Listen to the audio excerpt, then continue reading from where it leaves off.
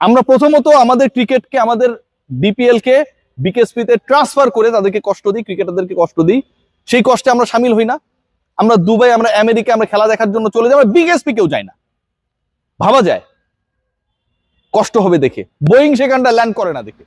আসসালামু আলাইকুম, ওয়েলকাম করছি রিয়াসাদ আজিম। ভিন্ন ধর্ম মতাদর্শে যারা শুনছেন সবার প্রতি আন্তরিক কৃতজ্ঞতা।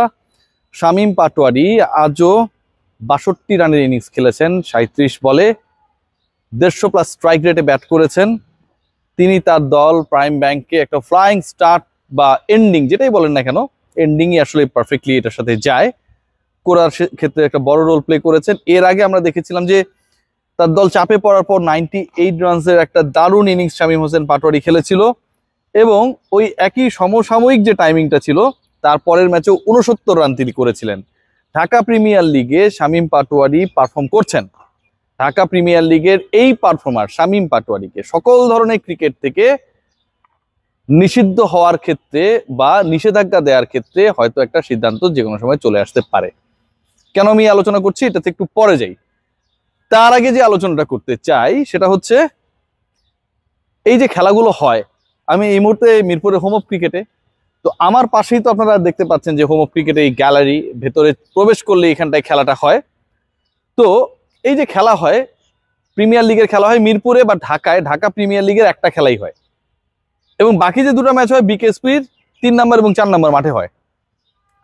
আপনারা সবাই জানেন হয়তো, অথবা যারা জানেন না আমার কাছ থেকে জানতে পারবেন, যে ক্রিকেটাররা ভোর মোটামুটি ৬টা ফজরের নামাজটা পরেই, যারা হচ্ছে মুসলমান, রওনা হয়ে যান বিকেএসপির পথে, জ্যামে পড়েন। এবং কিছুদিন আগে সাইফুদ্দিনের একটা ভিডিও ভাইরাল হয়েছিল, আসলে কি অবস্থায়, কি হৃদয় বিদারক সিচুয়েশনে জ্যাম ঠেলে ঠেলে ঠেলে ঠেলে আশুলিয়া, সাভার টাভার এগুলো ক্রস করে ফাইনালি নবীনগর তাদেরকে বিকেএসপিতে খেলতে যেতে হয়। মজার ব্যাপার কি জানেন, এই খেলা পরিচালনার সাথে বাংলাদেশ ক্রিকেট বোর্ড জড়িত না।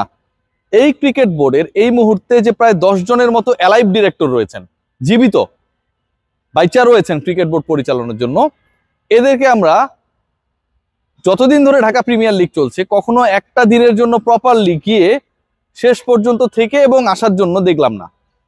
এখন আপনারা বলতে পারেন যে তাদের অনেক কাজ থাকতে পারে, ক্রিকেট বোর্ডের ডিরেক্টরশিপ নিয়েছেন বলে এটা আপনার নৈতিক দায়িত্ব ক্রিকেটারদের কষ্টটাকে ফিল করা।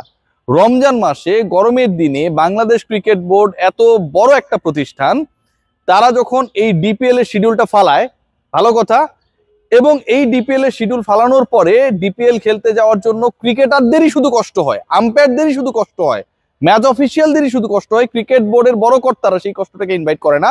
তখন বাংলাদেশ ক্রিকেট বোর্ডের এই 10 ডিরেক্টরকে ইনক্লুডিং দ্য প্রেসিডেন্ট, আমার কাছে মনে হয় যে একটা লোকাল বাস ভাড়া করে, যেই টাইপের বাসে করে ক্রিকেটাররা আসলে বিকেএসপিতে যান, সকাল 6টায় ঘুম থেকে তুলে ওই বাসে করে গ্রুপ ওয়াইজ তারা হচ্ছে বিকেএসপি যাবেন।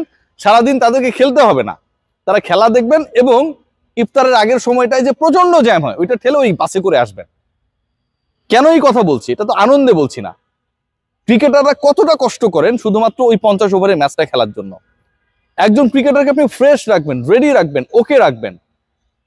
সেই পার্টিকুলার ক্রিকেটার যখন রমজান মাসে 3 ঘন্টা জার্নি করে, 2 ঘন্টা রিটার্ন জার্নি করে একটা ম্যাচ খেলতে যায়, ওর কি শরীরের মধ্যে কোনো ধরনের কোনো কিছু অবশিষ্ট থাকে ভাই?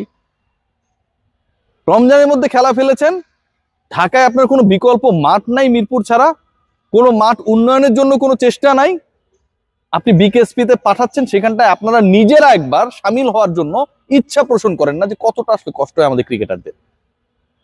আমি সিরিয়াসলি বলছি, যে শ্যামলী পরিবহন, হানিফ পরিবহন, বিভিন্ন দেখি না, গোল্ডেন লাইন, সাকুরা, এনা, এরকম একটা বাস ভাড়া করে আমাদের ক্রিকেটাররা যেভাবে যায়, ক্রিকেট বোর্ডের ডিরেক্টররা ভোরবেলা এখানটায় আসবেন, আইসা তারা যাবেন, 3 ঘন্টা জার্নি করে যাবেন বিকেএসপিতে, পুরো খেলাটা দেখে বিনোদনের জন্যই তো যাবেন, তারপরে আবার ব্যাক করবেন। আপনাদের দুবাই যেতে ভাল লাগে, আপনাদেরকে বাংলাদেশে খেলা পাকিস্তানে হলে সেখানটা যেতে ভালো লাগে, ইন্ডিয়া যেতে ভালো লাগে, কিন্তু দেশের মাটিতে ঢাকা থেকে বিকেএসপি আপনাদের যেতে ভালো লাগে না, কারণ জার্নিটা কষ্টের। তাহলে এই কষ্টের জার্নি আপনি আমার ক্রিকেটারদের, ন্যাশনাল ক্রিকেটারদের করাবেন কেন? বাংলাদেশ ক্রিকেট বোর্ডের গত 20 বছরের মধ্যে সবচেয়ে লুথা কর্ম যদি একটা থেকে থাকে, সেটা হচ্ছে ঢাকা প্রিমিয়ার লিগ ঢাকার বাইরে হয়। আমরা 2টা মাঠ ম্যানেজ করতে পারি না, রেডি করতে পারি না, জমি পড়ে আছে, আমরা সেটাকে খেলার উপযোগী করতে পারি না। শামীম পাটোয়ারি ক্যারিয়ার নিয়ে বলতেছে বাংলাদেশ ক্রিকেট বোর্ড, এই যে ছেলেটা, আমি যে বললাম যে আজকেও তিনি 62 রান করেছেন 37 বলে, এর আগে তিনি 59 করেছিলেন একটা ম্যাচে, তার আগে 98 করে ম্যাচ জিতিয়েছিলেন, অপরাজিত ছিলেন। এই পার্টিকুলার ক্রিকেটারকে আপনারা কোনোভাবেই গোনার মধ্যে ধরেন না, অথচ আপনার ফিউচারে ফিনিশিং রোল প্লে করার জন্য এই মুহূর্তে যদি অলমোস্ট রেডি প্রোডাক্ট কেউ থাকে সেটা হচ্ছে শামীম হোসেন পাটোয়ারি। ও আমার আত্মীয় লাগে না, ওর বাড়ি চাঁদপুর, ওর সাথে আমার কখনো ফেস টু ফেস কথা হয় নাই, ও নিজেই কইতে পারবে। এই ছেলেটাকে আপনারা চুক্তির মধ্যে রাখেন না। যাদের প্রশ্ন করি বা যারা ব্যাখ্যা দেয় তারা বলে যে ওর পারফরমেন্স ভালো ছিল না, স্ট্রাইক রেট ভালো ছিল না।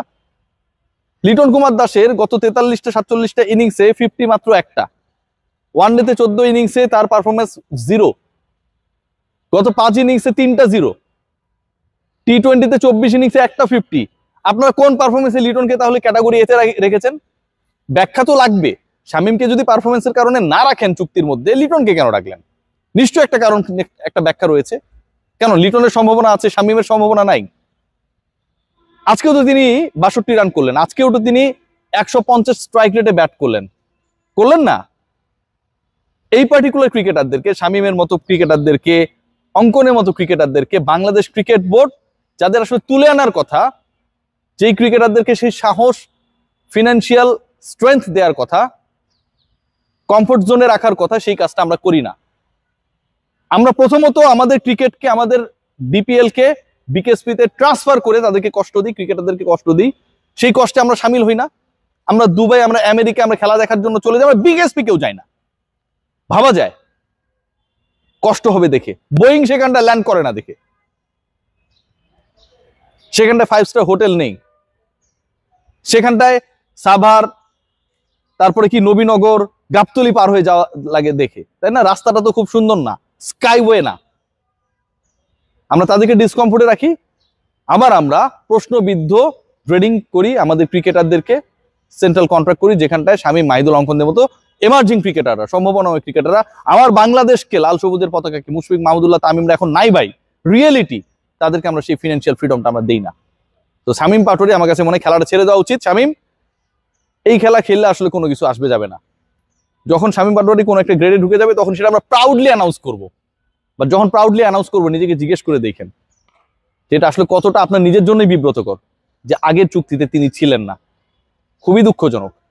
আমরা আমাদের ছোট যে গাছটা থাকে না, সেটার সবচেয়ে বেশি টেক কেয়ার করা লাগে ভাই। লিটন কুমার দাস সেই ছোট বৃক্ষ না, সে এখন বড় কাঁঠাল গাছ হয়ে গেছে, কিছুদিন পরে ফল দেবে।